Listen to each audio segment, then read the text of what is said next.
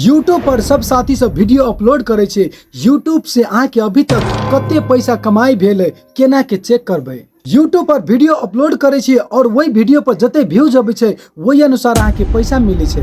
जे साथी सब पहले बार हमर वीडियो देख रहल छी उ साथी सब हमरा फॉलो कर लेब ताकि और भी इम्पोर्टेंट वीडियो सब देखे के मिलते। आके यूट्यूब चैनल पर कते पैसा आयल है चेक करे के लागी क्रोम पर क्लिक करबे, सर्च करबे एडसेंस, गूगल एडसेंस पर क्लिक करबे, गेट स्टार्टेड पर क्लिक करबे। अहाँ के मोबाइल में कौन जीमेल आईडी से यूट्यूब चैनल खुलल छे वही जीमेल आईडी पर क्लिक करबे। एडसेंस ओपन भगल छे, एडसेंस के एना के जूम कर लेबे और ऊपरी 3 लाइन पर क्लिक करबे। सबसे नीचा में देखियो पेमेंट लिखल छे, पेमेंट पर क्लिक करबे। ओई के बाद पेमेंट इन्फो पर क्लिक करबे, पेमेंट अकाउंट पर क्लिक करबे और नीचा यूट्यूब नेपाल पर क्लिक करबे।